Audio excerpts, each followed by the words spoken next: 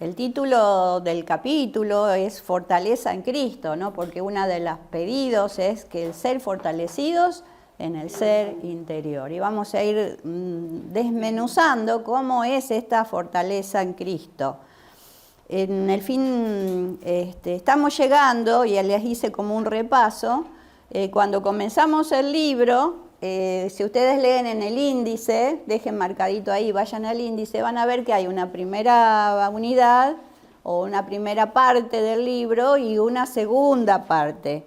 Con esta lección 8 estamos llegando al final de la primera parte. Entonces me pareció oportuno recordar cuáles eran las dos partes, porque estamos en la conclusión de la primera, y quiere decir que tenemos que hacer énfasis en lo que Pablo estuvo tratando de explicarle a sus oyentes o a los que iban a estar leyendo su carta, ¿no? Y aquí le puse, en el fin de la unidad 1, que se llamaba Doctrina, está el completo, desde lo que vimos ya, Efesios, desde el capítulo 1.1 hasta el 3.21, que cierra con la clase de hoy. Y el apóstol considera, ¿podés poner la otra plaquita? En esto, ¿no? La primera unidad y la segunda unidad. En Efesios 3.22, que sería la próxima clase, un desarrollo de los varios capítulos que aún nos quedan hasta llegar al capítulo 12, ¿no? En la primera unidad, ahí seguimos, el apóstol considera cuestiones de carácter doctrinal. Y en la segunda unidad vamos a estar viendo estos consejos prácticos que el apóstol da en cuanto a la vida cristiana. Y va a cambiar totalmente la forma en que él escribe, porque habla mucho a la familia, a los esposos. Ustedes nos va a venir muy bien ir estudiando y analizando estos temas, porque estamos dentro del lema de la Iglesia y de alguna manera, a propósito, los docentes de esta materia elegimos el libro de Efesios porque nos iba a ayudar a cerrar el año cerrando la visión y con estos consejos prácticos del apóstol Pablo.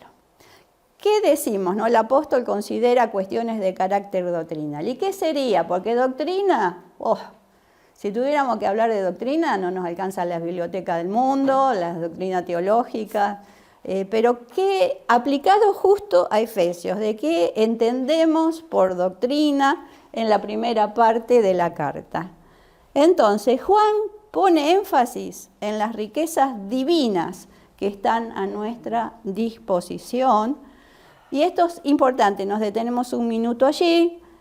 Riquezas en gloria, riquezas que tenemos en abundancia. Y nos dice el apóstol, a través de lo que hemos estado viendo, estudiando, que están a nuestra disposición como cristianos, como hijos de Dios. Pero no están solamente para que nosotros las disfrutemos, como esas riquezas, ¿no es cierto?, materiales, riquezas espirituales y llenarnos del orgullo de tenerlas, sino que no sea práctico toda esa doctrina, ¿no? ¿En qué sentido? El segundo punto, a fin de que vivamos vidas plenas en Cristo. El apóstol quiere que nosotros o sus oyentes vivan vidas plenas, que disfruten la vida. Y a eso apunta, ¿no? Todo lo que estuvimos viendo apunta a eso. Somos, como cristianos, podemos disfrutar de las riquezas en gloria que nos ha dado Cristo Jesús, pero esto nos tiene que instar a vivir vidas completas, felices, bienaventurados, ¿no? Todo eso. Y el tercer punto, que es interesante, solo en Cristo, solo en Él, estas riquezas extraordinarias adquieren su sentido y propósito. Si hablamos con otro sentido, riquezas espirituales, pero desprovistas de Dios, nos llenan de ego, de orgullo. Pero son riquezas espirituales basadas en este Cristo que está dispuesto a darnos vida plena y adquiere entonces un sentido y un propósito en Él, que siempre lo tenemos que remitir a Él. Y fíjense qué tremendo todo lo que explica el apóstol Pablo de lo que tenemos, lo que se nos da en Cristo. ¿Recuerdan conceptos que hemos visto de riqueza, de plenitud, de herencia, de abundancia? Y todo esto lo hemos visto en todos estos capítulos que hablamos de doctrina, porque a eso apuntaba el apóstol Pablo, que quede claro que somos ricos, que tenemos de parte de Dios abundancia, generosidad, plenitud, todo eso lo tenemos en Cristo. Entonces, ¿qué encontraba el apóstol Pablo a estos receptores de la carta? Y vamos a hacer un breve análisis. Él escribe esto, remarcando estas cosas, porque estos a los que él escribe eran cristianos que aparentemente no entendían las riquezas que tenían en Cristo. Andaban por la vida como por dioseros espirituales, sin aprovechar los tesoros que eran suyos. Malnutridos moral y espiritualmente, no sabían cuáles eran las riquezas de la gracia que Dios les había dado en Cristo.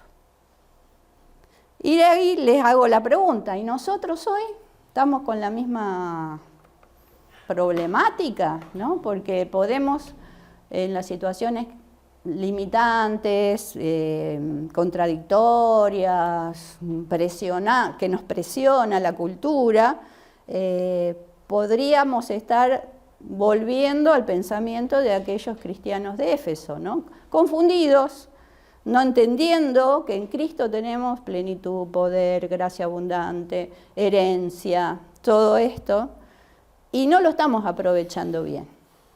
Entonces, entender que todos esos tesoros son nuestros y entender que todas esas riquezas de la gracia de Dios ya nos han sido dadas en Cristo. La palabra, cuando Jesús da su vida por nosotros, por la iglesia, Él dice, consumado es. Está todo. Y Gustavo hace poco predicó de esto, ¿no? No hay que agregarle nada. La cuestión es cómo está nuestro corazón respecto a esta verdad. Si estamos realmente entendiendo que tenemos riquezas en gloria en Cristo Jesús. Y luego de este análisis, este ánimo a fortalecernos en Cristo, ya que decimos que en Él está la plenitud, en Él habita corporalmente toda la deidad. No sé si me mezclo un poco con Juan porque estoy dando Juan, pero en todos estos conceptos les animo, porque estamos ahí medio como que faltan unas clases y estamos en un tiempo del año un poco complicado. Les animo a que sigamos estudiando esta carta, porque nos va a permitir saber quiénes somos, cuán ricos somos, o cuán ricos somos, y cómo podemos utilizar lo que somos y tenemos para la gloria de Dios. Todo esto cada vez se nos va a ir haciendo más claro, porque vamos a ir agregando más conceptos, ¿no? ¿Quiénes somos? Somos hijos de Dios. ¿Cuán ricos somos? Disfrutamos de todas esas riquezas en gloria. Pero el punto es que no quede para nosotros, sino utilizar todo eso que nos es dado por el Señor para su gloria. Y ahí en la parte práctica vamos a encontrar mucha riqueza para aprender y aplicar a nuestra vida. Seguimos con el tema nuestra fortaleza en Cristo. Y en el contexto de lo que vimos anteriormente, surge una pregunta. Marcelo, la clase pasada, él hablaba, les leo un poquitito nomás.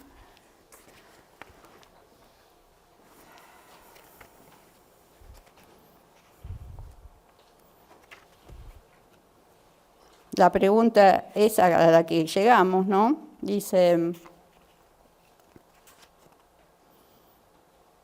Dice, Pablo viene hablando, esperen, acá, dice,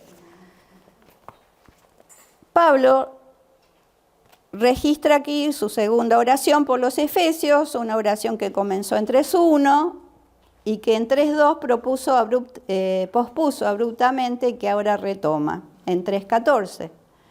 Ya hemos visto cómo en el párrafo anterior Pablo exhorta a los Efesios, o sea, lo que habló Marcelo la clase pasada, ¿no?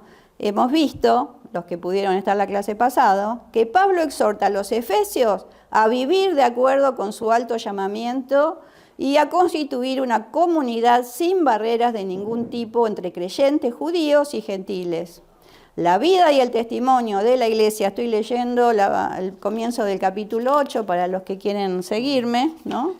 Dice en la página 179, dice, la vida y el testimonio de la iglesia como comunidad integrada por el poder del Espíritu Santo en torno a Cristo Jesús, será como un fogonazo de luz esplendente que encandilará con la sabiduría de Dios incluso a los principados y autoridades en los lugares celestiales.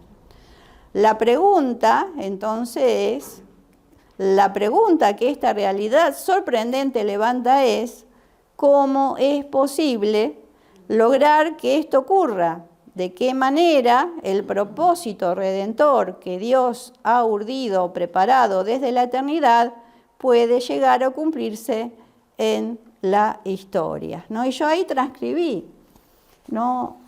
¿Cómo continúa esto? Llegamos a ese punto de ese Espíritu Santo en su poder que está actuando en Cristo Jesús, que es como una fuerza, una luz que nos dará esa sabiduría que es manifiesta a los principados y autoridades. Pero llegamos a esta pregunta: ¿de qué manera el propósito redentor que Dios ha preparado desde la eternidad puede llegar a cumplirse en la historia? ¿Y la respuesta cuál es? A través de su Espíritu Santo. La respuesta la encontramos justamente en los versículos 14 al 19, que señalan estos dos puntos, muy bien acá. El Espíritu Santo, que imparte el poder para llevar a cabo esta tarea, y la segunda parte, a Cristo, que mora plenamente en los creyentes. Subrayen plenamente porque no en cuentagotas. No somos unos desnutridos, famélicos de las cosas de Dios y que estamos, un día nos parece que nos alimentamos y estamos llenos y otro día nos sentimos hambrientos, sino ese Espíritu de Dios constantemente va impartiendo su gracia y su poder en nosotros y Cristo habita plenamente en nosotros, ¿no? La plenitud de la deidad habita en Jesús y estamos completos en Él. Esto no es una fantasía, esto lo tenemos que llevar a cabo en nuestra vida porque es realidad. Y así entramos en la oración de Pablo, en el eje, en el esqueleto. Pablo ora para que esta meta pueda ser lograda. Claro, él tiene preocupación porque se da cuenta de que le falta todavía entendimiento, sabiduría, por eso había pedido sabiduría, ¿se acuerda? Había pedido para los creyentes. Pablo ora entonces para que esta meta pueda ser lograda y que de esta manera los creyentes efesios puedan llegar a conocer un amor que sobrepasa todo conocimiento humano como lo es el amor de Cristo, ¿no? Antes pedía sabiduría, ahora pide que sea revelado el amor de Cristo. ¿Y qué propósito sería más elevado que conocer la anchura, la longitud, la altura, la profundidad del amor de Cristo a fin de ser lleno de toda la plenitud de Dios? O sea, teniendo eso, tenemos todo. Si te tengo a ti, lo tengo todo, mi amado, mi tesoro, ¿no? ¿Es nuestro amado? Estamos poniendo todo en el eje del amor de Dios, de la entrega de Cristo por amor a mí. Y si es esto así, tenemos que estar seguros, plenamente seguros de que Él está plenamente en nosotros, de que su poder está en nosotros, que su gracia está en nosotros, más allá de que nosotros tengamos nuestros días que no son tan buenos, pero su poder y su gracia está con nosotros. Esa plenitud de la deidad habita en nuestros corazones en Cristo Jesús. Y la oración de Pablo continúa en esto de su pedido especial de ser fortalecidas en el ser interior. La oración de Pablo consta de dos partes, la intercesión y la alabanza. La intercesión, ahí le puse apenas una frasecita porque después vamos a ver distintos puntos a través de lo que va a compartir Esther, pide que puedan ser iluminados para captar el significado del amor de Cristo por ellos y que ellos puedan experimentar un estado de plenitud o madurez espiritual. Que no se sientan, como yo les decía, desnutridos, que no se sientan poca cosa, sino que tengan esa luz del Espíritu para captar ese significado del gran amor del Señor. Y así disfrutar de ese estado de plenitud que habita en nosotros en Cristo Jesús. Y la segunda parte, en donde termina este pasaje, pero a la vez termina toda la primera parte de doctrina, antes de empezar con la parte práctica, Pablo hace algo hermosísimo, que es alabar a Dios. Esta alabanza cierra esta primera mitad de la carta con esta expresión de alabanza de tonos altamente exaltados y sublimes. La verdad, lo he leído varias veces y no me canso de leerlo. Me gustaría si lo podés leer de nuevo, Débora, el 20 y el 21. Y aquel que es poderoso para hacer todas las cosas mucho más abundantemente de lo que pedimos o entendemos, según el poder que actúa en nosotros. A Él sea la gloria en la Iglesia, en Cristo Jesús, por todas las edades, por los siglos de los siglos. Amén. Amén. ¿No? Y ahí tenemos material para alimentarnos tremendamente, ¿no? Y de acuerdo al esquema que nos dio Deiros, en la oración de Pablo, en cuanto a la fortaleza en el ser interior, allí tenemos 3 puntitos, ¿no? Pablo intercede, decíamos que estos 2 puntos son intercesión y alabanza. Pablo intercede por los efesios a través de 3 peticiones. Fortaleza en el ser interior, ustedes lo tienen muy bien desarrollado en el libro, si ustedes no lo leyeron, les aconsejo que lo lean porque es hermoso para adquirir esa fortaleza espiritual basada en Cristo, no en mis emociones, ¿no? Esa fortaleza interior, en el ser interior, viene por iniciativa del Padre, por medio del poder del Espíritu y por la fe en Cristo. O sea, ya la tenemos, porque somos hijos de Dios y tenemos estas 3 cosas, ¿no? ¿Y con qué objetivo? Para que Cristo habite en nuestros corazones por medio de la fe. Esa fortaleza viene para equiparnos, para aumentar la fe, y para que esa fe haga que Cristo desarrolle más en nosotros su comunión, su presencia, su poder, su gracia. El segundo punto que intercede Pablo es la comprensión del amor de Cristo, ¿no? De comprender ese amor que ya les dije, anchura, bueno, toda longitud, todo. Y tercero, el versículo 19b, la llenura de la plenitud de Dios, ¿no? Ese espíritu dispuesto a dejarse abarcar por Dios, ¿no? A veces cantamos, lléname, lléname Señor, dame más de tu poder, pero Dios nos dio todo. Siempre nos gusta revisar un poco las canciones, son muy lindas, la letra es muy conocida, pero en realidad Él nos dio todo. Lo que tenemos que hacer es vaciarnos de nuestro contenido humano, de nuestra emocionalidad y darle más lugar a Él que nos llene, ¿me entienden? ¿No? Porque esto es un error clásico, ¿no? Entonces, dejar que esa plenitud de Dios nos habite, pero darle espacio, porque si no me dura, hice el devocional y oré, me llenó así, de una cosa así, entonces ya vuelvo enseguida a la carnalidad, ¿no? Y ya no es la plenitud de Dios, la plenitud de mi emoción que me domina en ese momento. Y más con la tendencia, estamos en una cultura que tiende a todo lo emocional, tenemos que captar la dimensión de lo que Juan nos está enseñando, ¿no? Sabiduría de vida, entendimiento, ¿no? Ir discerniendo el amor y la plenitud de Dios. Y por último, esa hermosa doxología, que con esto cerramos la parte del estudio. Doxología era lo que sería la segunda parte de alabanza, pero les puse esta palabra para que entiendan. Antes, en el orden de culto de la iglesia, el ministro de adoración decía, ¿no? una canción de alabanza para abrir el culto.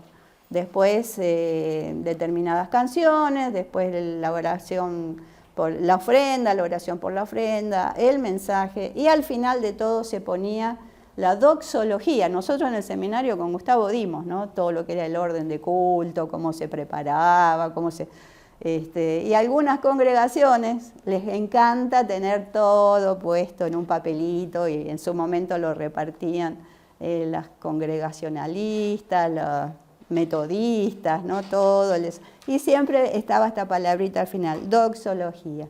¿Qué quiere decir? Doxo es gloria o alabanza, y logía es palabra. Entonces, acá interesante y me encanta, Pablo está cerrando todo este pensamiento tan profundo, doctrinal, en donde decíamos que a veces no nos alcanzan las palabras para poder explicar esa profundidad que tiene.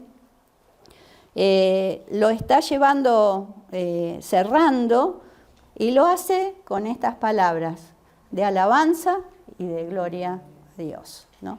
Le está dando toda la gloria al Señor. Y es un clímax, ¿no? de esa primera parte de Efesios. Alabanza por lo que Dios hace. Dios sobrepasa en su respuesta lo que le hice leer a Débora recién. Todas nuestras expectativas más altas. Dios siempre se muestra generoso en sus bendiciones. No se corta su mano para bendecir. Dios es capaz de hacer las cosas mucho más allá. Esto es, excediendo algún número o medida, por sobre y más de lo necesario. Dios lo hace con un poder inagotable y superando toda posibilidad de imaginación. No nos podemos dar cuenta de los planes que Dios tiene, que van mucho más allá, ¿no? De las cosas que Él hace en mi vida personal, en mi vida espiritual, en la vida de mi familia, en los propósitos para mi iglesia, para mis hijos, para mis nietos. O sea, no podemos dimensionar lo generoso que es Dios por sus hijos, ¿no? Y por eso vivimos a veces arrastrándonos. Y yo doy fe de tantas cosas que Dios obró en la vida mía personal, en la vida cuando nos unió con Gustavo, el llamamiento que tuvimos, la posibilidad de estudiar todas estas cosas profundas de Dios, la posibilidad de aplicarlo dentro de un ministerio pastoral en San Lorenzo, con un hermoso grupo de hermanos que yo bendigo el nombre del Señor, que nos dio ese pastorado tan hermoso, y luego completarlo aquí. O sea, no se imaginan cómo el Señor ha ido mucho más allá de los planes que uno podía pensar o entender. Y cuando hicimos ese cambio tan grande desde San Lorenzo a San Isidro, cambiamos de santo y mi hija se fue a otro santo, a San Luis. Bueno. El Señor me dio esta palabra. Y doy fe de que realmente Dios nos sorprendió. Fue hermoso, ¿no? Todo lo que Él ha hecho y seguramente hará y seguirá haciendo en nuestra vida ministerial, familiar. Dios es capaz de hacer las cosas mucho más allá. Y la otra final, ¿no? Es la alabanza por lo que Dios es. Y Pablo sigue en esta oración. La gloria de Dios el Padre es la que se debe ser exaltada. Y se manifiesta esa gloria a través de la iglesia y se hace evidente a través de Cristo Jesús, que es la cabeza de la iglesia. Y esto lo marqué porque en un tiempo se hacía como un boletín semanal en nuestra iglesia aquí en San Isidro, se llamaba Logos. Tengo archivado, porque ustedes saben que a mí me gusta mucho la historia, casi todos los números de los primeros años. Después ya se pasó a hacer, pasó toda la información de otra forma y ya no se hizo. Pero dice, la iglesia de San Isidro, decía, existe con el propósito de glorificar a Dios. Creo que el Ministerio de Intercesión lo tiene también en uno de sus improntas, de su visión. Se los voy a tratar de conseguir, háganme de acordar, ¿no? Sí, en la aplicación. La iglesia existe con el propósito de glorificar a Dios, es para esto, ¿no? Toda la doctrina que vimos en esta primera parte de todo lo de Efesios es para que nosotros como hijos de Dios terminemos glorificando a Dios, por su amor que excede, por sus planes y propósitos que van allá, que excede a todo nuestro conocimiento, o sea, todo a lo grande, dirían los brasileros, ¿no? O más grande del mundo, ¿no? Es así, creámoslo, hermanos, porque no podemos vivir en un submundo de decadencia espiritual, de bajoneo y todo eso cuando tenemos un Dios que realmente es exaltado y un Cristo que es exaltado por sobre todo y nos ha dado a la iglesia esa posibilidad de transmitir su gloria, ¿no? La iglesia entonces existe con el propósito de glorificar a Dios. Esta misión es responsabilidad de todas las generaciones. Es nuestra, porque nosotros pertenecemos a esta generación, pero las que vendrán. Y esto es en la idea divina de la eternidad que dice por los siglos de los siglos. Yo pasaré, Gustavo pasará, pasaremos los que estamos aquí, pero su iglesia no pasará hasta el momento en que venga el novio a buscar a su amada, ¿no?